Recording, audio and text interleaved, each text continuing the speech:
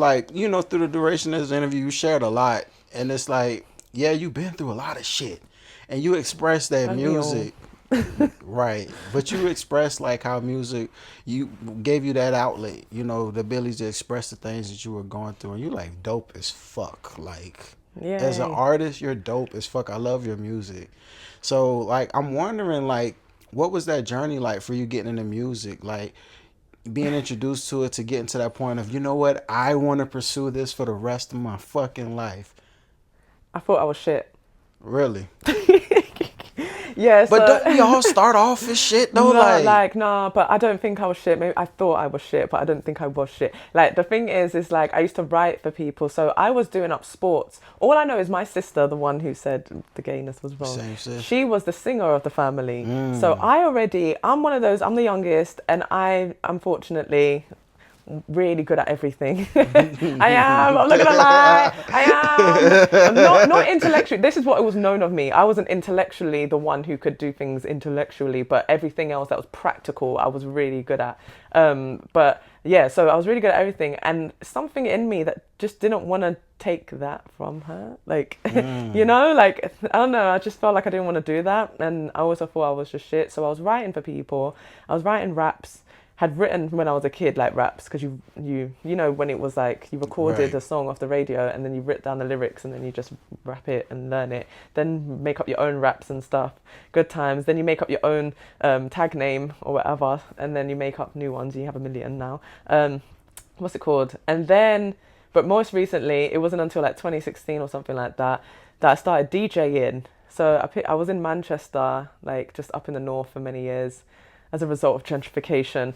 And Mm. then I just got into DJing and I got the record box on the laptop, and so I was doing it from Right. there. And then I was posting it on Instagram, and then I got the controller, and then it started from there. And then music started changing. So while I was up in the north, music started changing in the south.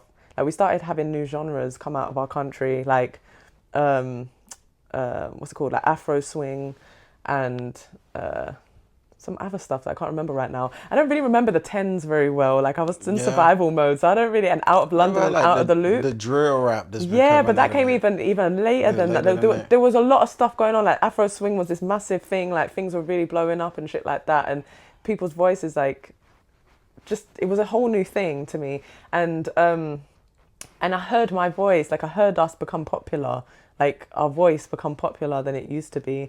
And so I thought, you know, I could do better than this. This is shit. I'm not gonna lie, this sounds shit to me. I was like, this is shit. I don't like this. So then and I did that, and I just had like a shitty setup, and I just did the best I could.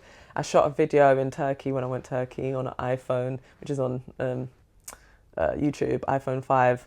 And it looks pretty cool. I did the best I could with what I Right, got. right, You know, I didn't right. have anything. And then I built myself up. It's like I was rapping, and I was rapping about all these things like gentrification and the fight for our rights and all that shit. But no one was listening. No one was listening to me as a rapper. So I started singing, and I was so scared to sing. I couldn't sing. I couldn't Wow. sing. And then I wouldn't even sing in the shower because I was like, oh my God, the neighbors could hear. Like, I'm in the house alone. Why am I What? caring? Yeah, I'm like, I was so scared. Like, I just didn't want to. Like, I was shook. And then I saw a Ed Sheeran interview where he played a voice note of how he sounded when he first tried to sing, and it was terrible. And I was like, oh, yeah, that's right. This is an instrument. And I really didn't think I'd ever be able to sing. So I'm really surprised myself every time when I hit a note. But I was an amazing whistler. So I actually did used to Mm. work with singers in Right. studios, because a lot of singers, well, let me take away that. A lot of singers can't harmonize most of the time, and they waste a lot of studio time. So you got to help them to get through Yeah. that, and it's quick. And Yeah, because vocal I could producer. whistle, yeah, but I didn't know that was the name for it. I was just Yeah. doing it through the medium of whistling. So I was able to train my voice through whistling and try to hit it. And now I barely whistle anymore, and I sing all the time. Yeah, that's why I like your music have all those different harmonies, Yeah, which I love. I really like a lot of shit going on. I do too. I do. Like, cause when I first I met you at a party, essentially a boat party, and just loved your energy. And you actually came out to one of the shows, and we just was vibing, all of us was vibing and kicking it. And then you was like, "Oh, I do music." And I was like, really? And I knew you was dope because you're a dope person. So I was like, I know she got to be hard.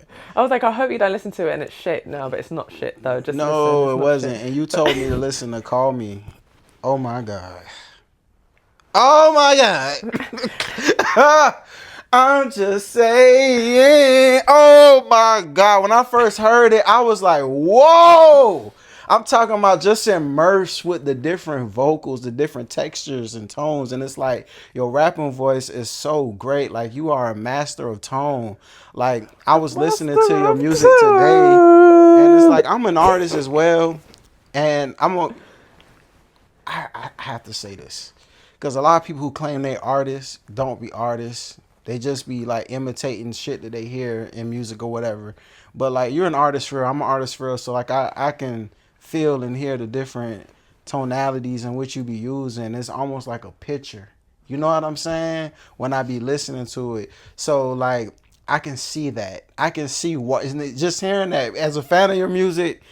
You guys gonna understand when y'all start listening. For those who are new to the party, Listen. like hearing that story about how you were a vocal producer and you were whistling to help different people get their harmonies and stuff, and then hearing your music, it's like, oh my God, that's where that comes from. Yeah. Because it's like a big emphasis on it, and oh my God, I love it. I like sounds. I like stacks.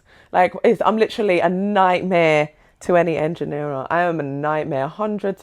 Like I've got better. No. When I used to do up 100, I don't do up 100 anymore. That used to be wild. It's excessive. That used to be wild. Yeah, because I do like every vocal. I do like the main and then left, right, main, left to right. Because I want the whole thing. Facts. But I've learned to kind of thing it down now, and sometimes less is more. Like I've learned to adjust it, which is interesting because. Do you know who's done that? If you listen to Kendrick Lamar and like Section 8, like it kind of sounds, there's bits where it sounds like you know where he wants to go with it. And now he has the engineer or the means to be able to do what he wants to do. That's how I feel now. I be like, it. oh my God, there's so much more. Yeah, I want to do. I can hear that. Yeah. Yes. Well, y'all just wait till I get that real money behind me. It's over with. But yeah, Ken. Back to you. You are amazing, man. Thanks. Man, so Call Me, man. The inspiration. I want to get into inspiration behind that because, like, man, really all your shit, you be talking that shit, bro. My shit is lies. Man, Chivalry, man, nah, bro. You be talking that shit, bro. Yeah, but it's hidden. Come on, hidden. nah. Call Me. Sounds like a sex song. 296. 296. Oh my gosh. It's all sometimes when something sounds like a love song, it's actually a really deep and sad song. That's what I'm saying. It's lies.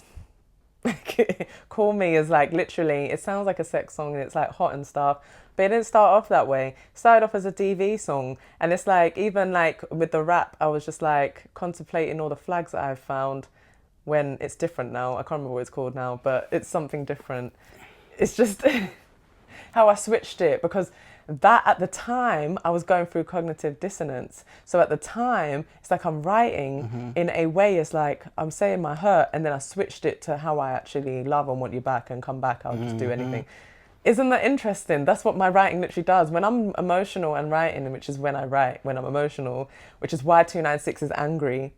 Yeah, I do it when I'm emotional. It actually comes out that way. Like it's wild. No, it's beautiful that way because it gives it movement with the story, you know? Yeah. Because you said, Call Me, it's like, you start off like how horrible you are, but then it gets, I miss you, I love you, call me. I'm just saying. You set the tone. Yeah. I'm just saying, like. It's coming over. I'm just saying. I'm just dropping it out there, you know. If you're feeling lonely, if you're feeling horny, hop on through. You know where I am. I could get the Uber. I really could get the Uber. Oh my God. If you feeling kind of, bro, like. And it's a waltz. The choice of melody, like, I just cannot get enough. I cannot get enough. I'm fanning out over here. I'm sorry I'm fanning out in the interview. Because... No, you didn't need not to apologize, young man.